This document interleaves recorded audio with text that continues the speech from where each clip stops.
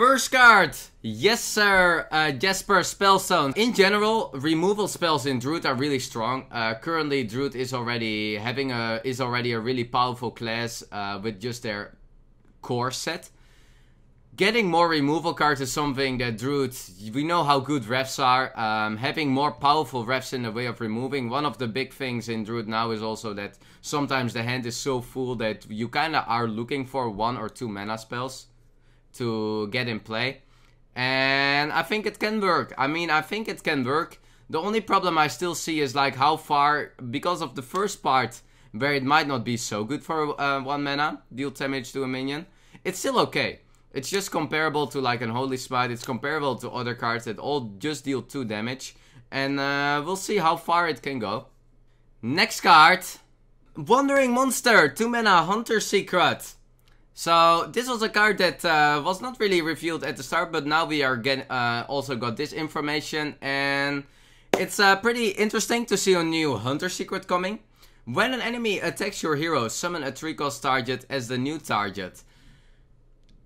Pretty strong secret. Pretty strong secret here for the Hunter, I think. If you consider that the best way often to play around secrets is to kinda try to ignore them, go face. It's the best way of handling secrets. And this secret is kinda blocking that.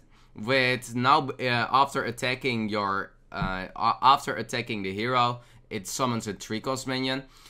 Little hard to say yet, because the range of 3 drops is often combined to like an average 2-drop. It is not gonna, it's still like at some point we can like count out what is the average value. And the average 3-cost minion, let's say it's like a 3/3. You know that you wanna attack with a 3-attack creature to get the value. But it's really hard to really understand the range. Because the card is a little bit RNG dependent on what the outcome of a 3-drop will be. It can be really snowbally. I'm a little bit scared of this card. Because if it gets played at turn 2 and you attack face, and suddenly a really strong minion appears, it definitely makes a more slower archetype of Hunter viable, or at least looking around. It is a card that is helping better for a slower deck. It will also maybe stop opponents from attacking your face. It feels kind of like an combined to, in some way, like the old secret, what was the bear trap that was already being, or what was in one of the older expansions. But it's a really strong card. I think it really is gonna stop people from attacking face, and it's gonna be now really hard to play around Hunter cards because we don't know anymore. We don't really know anymore which secret there are. There are really strong secrets that you can just play on board, like the snake or the cobra traps. Now this one for the face. You have already the cat trick. It's gonna be really interesting how this is gonna develop. I also really want to see more of what it is gonna be for Hunter. If there are gonna be more cards in Hunter that synergize well with secrets. The expansion is also really gonna be a little bit about Death Rattles. And Death Rattles, if there is one class that really benefits from Death Rattles, it's definitely Hunter. So discard 2 mana, summon a 3-drop, stop opponents from going to face a little bit. I think it's a good card. I think it's a good card. Next card, what is also an Hunter card, and what is a little bit more of an higher and more expensive card. It is the Crushing Walls, 7 mana. 7 mana, destroy your opponent's left and rightmost minions. So, kind of like a deadly shot in 2 cards that works great when there are only 2 minions on board. Doesn't work so great when there are a lot of tokens around. What I like about the card is that positioning kind of gets important. You now gonna, where a lot of cards want to have the biggest minions on the left and the right side. And take for an example like Shaman. For Shaman it is really important that the biggest minions are on the side, because you want to play Flame Totem in the middle. And with cards like this, you kind of are. With cards like this around, you might sometimes think like, okay, maybe I shall play my biggest minions in the middle. I think the card is it's kind of costed. It's a lot of cost for 7 mana. There is great synergy with the card, what might make it better work. It's a really expensive spell. It's a great value card that might be like just great in Arena. But removal is already something Hunter is not really lacking. Hunter already has kind of strong removal with like cards like Hunter's Mark around. You have Unleash the Hounds, you have Deadly Shot for 3 mana. I don't know how this is gonna like replace Deadly Shot for 3 mana. I think it's a really... The problem with cards like this is the mana cost. Removals for 7 mana are just situational and are not gonna be, think, strong enough to see in Constructed too much. But I like the design of that. Positioning gets really important. The Mage weapon, 6 mana, 0/3, at the end of the turn, draw 3 cards. Well, it already says it, like, for 6 mana, hey, of course it's kinda expensive, but the longer this weapon goes on, the more end of the turn effects will go off, and the more cards we will draw. So, really strong effect. It has the potential of going on for quite some time, with drawing a lot of weapons, or with drawing a lot of cards. I think it's gonna be a card that, well, definitely, it's hard to say because it's gonna be, in a slower meta, this card is gonna be really strong. In a faster meta, this card is not gonna be so strong. I think we're gonna also see a lot of weapon hate coming into the expansion soon. I think Harrison and Ooze are really gonna be there because of every class gaining weapon, or like gaining a legendary weapon. The value of the card is really good. It's really good. It's just like, can Mage run it? Because Mage is a deck that has to keep up with tempo cards to not fall too behind. It doesn't have cards like Twisting Nether. It has cards like Flame Strike, but are they good enough to keep it going? Is the meta really gonna be so slow that you can play this at turn 6 and you can come back from people playing Bone Mare at turn 7? That are the big things for me as a question. Also, what decks really want to play it? I think Quest Mage is maybe a deck that might not want to run Cold Light Oracles, but maybe it can make a whole new archetype viable. It's a really slow card. It's really slow for 6 mana, but yeah, just unlimited. Like, Mage is definitely a class that can do it with all the freezes. Maybe it's not a card you can always play at turn 6, but maybe sometimes you can. And then you just keep drawing, and I think it has potential, but it's really hard to really evaluate a legendary weapon like this with not having much more information yet around the set. So wonder what synergy will there come in the expansion more regarding weapons. Alrighty, and hey, there is a Kobold, and as the expansion says, a lot of Kobolds coming into the expansion, and what it seems like is that the Kobolds are bringing a lot of Death Rattles with them, and this is one of them. We have here the first Paladin card, the Paladin card, 2 mana 1/1, the Death Rattle add 3 silver hand recruits to your hand. So, really slow card, a really valuable card though, for 2 mana. I mean, if you look at the value of the card, 2 mana 1/1, add 3 cards to your hand. I think there will be more coming into the expansion what is gonna synergize really well with Death Rattles. We will come later to a card that already has some information, but I think that will not be the only one. Maybe there will also be more cards regarding the silver hand recruits getting directly buffs. We already have one. With the 4 mana card, but maybe, and in Wild of course, we have cards like Quadamaster that can really work great with it. The only problem is you still have to pay the mana for the silver hand recruit, so that will also require yourself 1 mana. Value of the card is fine, but it's a really slow card, and I don't think the value makes up for the slow appearance of the card, so I will not rate this card really high yet. But it has potential of becoming strong if there will be more synergy coming into the expansion. There is some good synergy already with buff mechanics. Let's say you play this card and then you're gonna play your Smuggler's Run, or you play the Grim Street afterwards on your 3 silver hand recruits, and suddenly you can maybe really make a strong board deck happen. So I see a lot of potential. Like, it's definitely a card that can work really well in a buff Paladin after the card died himself. So, card that I think is gonna be too slow currently, but I see potential with what is coming maybe more into the set. Okay, and now we come to a really interesting effect, and that is the bonus effect. The bonus effect of the Elixir. So, And the bonus effect you will only know once you have drawn the card. It's already, you will already see it. It's kind of comparable in that way to Adept, but with some better potentials for combo decks. Hard to say yet for me really to how good it's going to be. Like 3 mana +2/+2. I think we are overpaying the card here for at least 1 mana. There are a lot of 2 mana cards that already give that bonus or give +2/+2. So I feel we are paying around 1 mana for the bonus effect.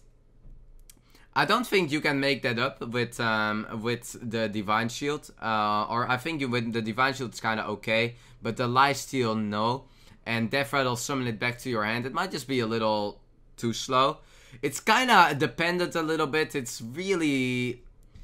It looks a lot of like these bonus random effects that are really hard to evaluate from just the starting point. And yeah, I think this is a card that is going to be really hard to put in Constructed because of you really don't know yet what it is going to do. And it is going to... Like, maybe your deck is really gonna... If you play a Death Rattle deck, you really want the 1/1 to get, like, extra effects. But that might make, like, the Lifesteal effect really weak. And it might not make the Death Rattle return to your hand so great because you're overpaying the card. So it's really hard to fully get this card going into Constructed. Give a minion +2/+2. Like, the card itself is a little bit slow and not really fitting Priest too great, I think. So, it really is a card that I think you want to play in a Death Rattle deck, where you have like a mediocre minion that people don't want to trade away, and then you gain a +2/+2 effect, then it can be great. And I think there will be more cards coming into the set that might synergize well, because I expect more Death Rattles coming out of Kobolds and Catacombs. Alright, next weapon, and this is the Priest weapon. 3 mana Priest weapon. After you cast 3 spells in a turn, summon a 5/5 dragon. So, these are cards that are really interesting. Because this is a card that I think can make a more miracle way of Priest back in the game. Miracle Priest was a deck that was already around from the start of the expansion. Or of like when Hearthstone came out. And it kind of run away later. But... here you can now, if the bonus effect of this card can be really great, because you can also of course do it multiple times. It's not something you can just do it in one time. It looks a little bit like it. I can really relate this card a little bit to Lyra, where if you just play like 3 spells you get like extra cards. Well, this card is getting more tempo going. It summons yourself a 5/5 dragon. So let's say you play your Circle of Healing, Powerful Shield and Silence for like a really cheap amount. You now, besides just getting maybe the good spells going, you also gain yourself a 5/5 dragon. I think Priest has cheap cards that can work well. Powerful Shield is probably the best card, because it also keeps drawing. The problem of this card is you also have to keep up with drawing, and Priest doesn't draw that great. So you need to have like cards that draw really well from itself. Does the 5/5 dragon make up for that? Well, it's hard to say. I don't think if you can only just summon one 5/5 dragon, it makes up for it. If you can make 2, great, great. The only problem that might be there around is just gonna be like, it's a weapon. And where weapons can be maybe nice to have on the board, it can only also get removed pretty easily. And if people are gonna play any like weapon hate, cards like this are gonna have such a big problem because it doesn't have direct attack. It's so resilient to any weapon removal. So that's a big problem, and you really pay for the card. It's not a card where you are like, oh cool, I use this weapon, I get some value directly and it's great. No, you really have to pay at the start for the card to hopefully get benefit later in the card. And I think that is going to be a big weakness of the card. So we'll see. Maybe we get some more cheap pre-spells. Maybe some more dragon synergy also. And maybe that can bring the card to a bigger power level. Next card is a Rogue card. So Rogue, of course, Rogue also has to get some of the Kobolds going. And the first Kobold of a Rogue is the 4-man 3/3 Death Rattle summon a 1/1 copy of a minion from your hand. So As a 4-drop, there is definitely something possible for Rogue. In like, Rogue after Tom Pillager didn't get the greatest 4-drops. But 4 mana 3/3 summon a 1/1 copy of a minion from your hand. I am not sure. So we really get a lot of these 1/1 copies. We really get a lot of these Barnes effects into the game. That is what it kind of reminds me on. And it is a death rattle, so it's kind of like a slower Barnes in that way. It works great with other death rattles, so this is a card you make your deck a little bit around, so you get great 1/1 effects going. There is ways why it can be even better to have it as a death rattle than having it. If you wanna like look at it, why Barnes was never a great card in Rogue, it was because of 4-drop and you couldn't get your Auctioneer going. You could not really get your Malygos going because of you play it on curve. Well, this card plays better on curve because it then summons the death rattle, and then after it died you can make it work. Of course, people will figure that out too, and they're gonna kill it and then kill the 1/1 directly. So it has actually better potential in Rogue than be better at Barnes. I think it might be actually better in Rogue than on Barnes.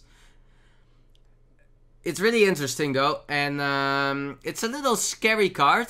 This card should not get overlooked because it is a really powerful effect, and where the card itself doesn't maybe look so flashy, it's gonna be a card that it's gonna be either a big hit or a big miss. It's gonna be a really strong card or not a card seen at all. It's gonna be a card you make your deck around, and yeah, I think especially knowing the Rogue class really well, Miracle Rogue being a thing, maybe Big Rogue becoming a thing. Who knows, guys? Who knows? Cards like this can make it happen. Cards like this can make a complete new archetype even happen. So we'll see. It's gonna be a big miss or a big hit for now, and we'll see how many more death rattles are coming into the set, because this card of course synergizes really well with other death rattles too. Alright, so another of the upgraded cards here, Lesser Sapphire Spellstone. Summon one copy of a friendly minion. This card also gets upgraded over time, where afterwards it summons 2 copies of a minion, and then afterwards summons 3 copies of a minion. Of course, effect of summon 3 copies of a friendly minion. Hey, I have my 4 mana 7/7 and I'm gonna copy it 3 times, and suddenly there is not just a 4 mana 7/7, but there are 4 mana 7/7s. Hey, but that's like at the end of the time where you already paid 21 mana and your opponent didn't do anything, and so it keeps continuing. But I'm not sure how far that will be going. It is a card that like Shaman has always been a little bit with the Ancestral Spirit Shaman, had a potential of being a heavy late game control deck. It's just a little weak to removal, and and silences, so that was always a big problem of the deck. We'll see if it can make like bring a giant shaman. We now have the Overload Giant, what is a card that maybe can work really well with this card. It's gonna be really, like, it's so expensive, and I really need to see more. Like, I don't think this card can make it if it doesn't get any additional synergy where the cost of the card becomes lower, because you really live into a meta where you don't have to remove your opponent. It's not putting any pressure going. I see a lot of these cards coming into the game, but I also feel we need some strong cards to make sure you can get into these cards, to make it really strong. If you are seeing, here are the effects of it. So where you first summon one copy, it will, with overloading 3 mana crystal to upgrade, you then summon 2 copies, and then you summon 3 copies. So it is a card that that has potential, but I think it needs a little bit better synergy. Rin, the first disciple. The legendary card here for the Warlock, and what a legendary card. 6 mana, 3/6, taunt, and what does the Azari do? 10 mana, 10/10 Battlecry, destroy your opponent's deck. So, alright. Alright. 31 mana later, or 30 mana later or something, here we go. Destroy your opponent's deck. So, wow. Alright. So, the effect, of course, being completely insane. It feels a little bit like a balanced way of Jade Idol, or of the Jade mechanic for Warlock. I feel like Warlock gets a more balanced way of having this stack mechanic. And the problem is a little bit of the cost of these cards. Like, every card costs 5 mana, and where you are fine to pay 5 mana for a 6/6, you're not fine to pay a 5 mana, to like pay 5 mana for a 2/2. The card is mega slow. Warlock is currently not having the greatest heal mechanic. Warlock has great defensive mechanic, but not the greatest heal mechanic. And I don't know if you have every time 5 mana for free to like to get all these effects going. But damn, what a card, man. Destroy your opponent's deck. What is greater than destroy your opponent's deck? Hey, I don't have to pay anymore you don't have to like be scared anymore of all the priests and the druids that are just drawing immediately or getting all their effects going. But the deck is it's such a late game card. It has maybe it has some decent demon value that it can like make up for it, but you have to pay a lot for this card. And the cards that are in the hand are not getting destroyed. It destroys the cards in your opponent's deck, but what a card, guys. Nothing better, guys. Like, you're just gonna remind yourself of the games that it worked, and you don't care about the 10 games that didn't work, maybe. Mill Warlock being a thing. Mill Warlock being a real thing now, huh? We'll see, guys. We'll see. There are a lot of counter mechanics being available, though, for this. Like, yeah, if there is one counter spell that can already make up for it, maybe Dirty Red can already be a thing. There are cards that definitely can also make up for the counter mechanics of it, but yeah, I mean, it's a super cool card. It's a super cool card, of course. Next card is a warrior card. For 6 mana, you just summon a minion. But hey, you can also just play a card like this, and you don't have to play like too expensive, or you just summon the Yashar for 6 mana. It's an kind of like a way of a Barnes effect, but getting the whole stats of the card. So it doesn't work great maybe with Battle Cries, but it can work great with Death Rattles. It looks like this deck is really having a lot of these effects of like getting like these Barnes effects going on the board, and for 6 mana we can maybe make an easy warrior deck viable. Warrior is a deck that can run really little minions. Like, I think with cards like this, you don't want to play too many minions. You just want to play some minions that have insane effects and that have end of the turn effects. Let's say you recruit a Yashar, you recruit a Lich King, you recruit an Yashar, Ysseras. That are the cards that you're looking for. And then you can just run a lot of spells with that. I think it can be okay. It can be an easy warrior deck. I'm not sure if it can be as good as like the priest and druids that are currently running. Also depending a little bit on what there will be coming out later in the expansion. But recruit is like a new mechanic. Summon, it's gonna be summon. You should read this card as summon a minion from your deck, but besides the effect of like being summon more, summon normally being like a card that copies the card of your deck, it's gonna pull it out of the deck, so you are not able to draw it anymore, so you only can get one of it. It's a really strong card. Cards like this can just make a whole new deck possible, a whole new archetype possible, so it definitely has a great potential of making work. And I'm really a little bit scared actually of cards like this, because they can really just break the meta sometimes. So I really wonder. It's 6 mana, it's not too much, guys. It's definitely something that that I think it can be balanced for 6 mana, but it's definitely something that I hope is balanced, because I don't want to have these cards to be too strong. Gold Recruiter. 5 mana, 2/4, recruit a minion that costs 4 or less. So, balanced way of the recruit. Because it cannot be too snowbally, but I'm definitely sure, guys, there are great cards that you can also pull out for 4 mana or less. Death Rattle cards or more synergy cards. The only problem for this card is it's a 5 mana 2/4. And, well, that kind of makes up for like an 2 mana card. I mean, 2 mana 2/4. I mean, it's not like a real 2 mana card, but it's kind of something like that. Yeah, like let's say you play this card and you recruit a Yeti. Let's say that's your 4-drop you play. It's not bad, guys. Like, you are, the only problem with this card is you don't want to play 1-drops, you don't want to play 2-drops, you don't want to play 3-drops. So you are really looking for like, the recruit mechanic is a mechanic you want to abuse. So you really want to get this card going and only play 4-drops in your deck, or maybe some 3-drops.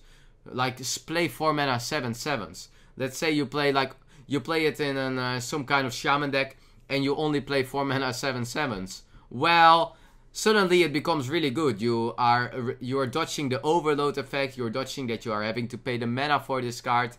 So, hey, here is my 5 mana 9/11. Pretty strong, right?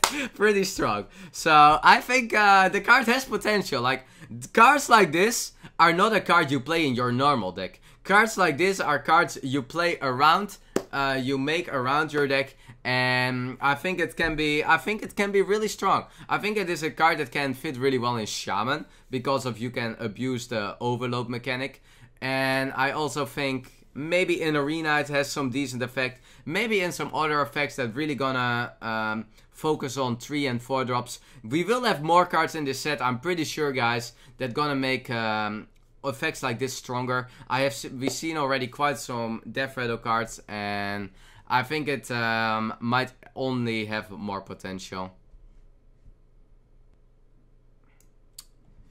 Another card revealed, and this is one of the most this is the card that maybe didn't get the right attention at the start, but I think a really strong card.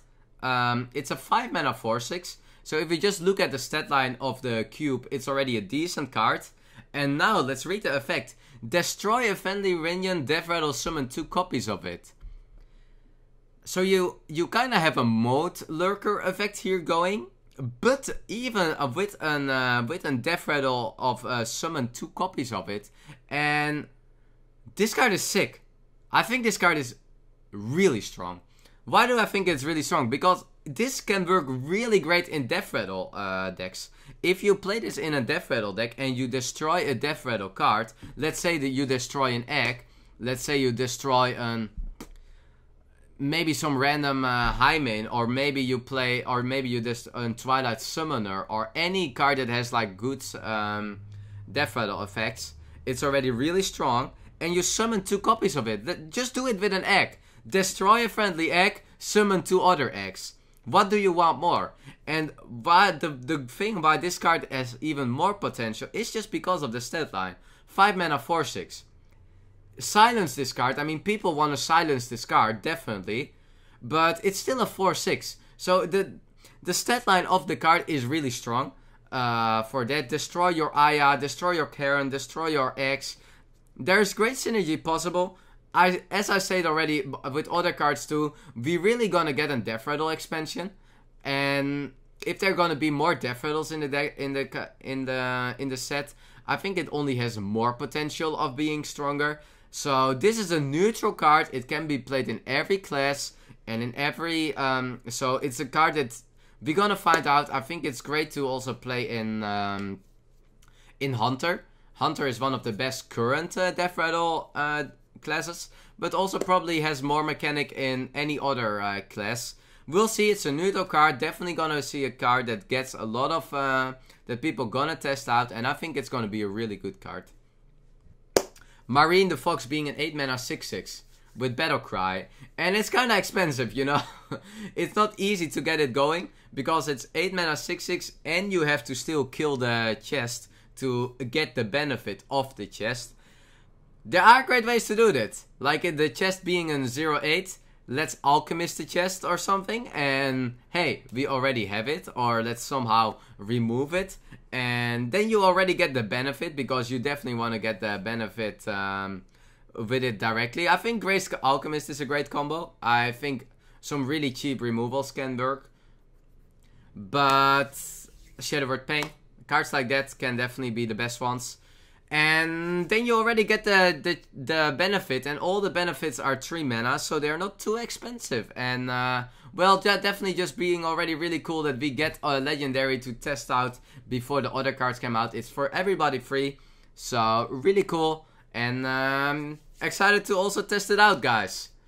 So yeah, that was the first part of the review. We now got the first 14 cards reviewed, and I'm looking forward to more.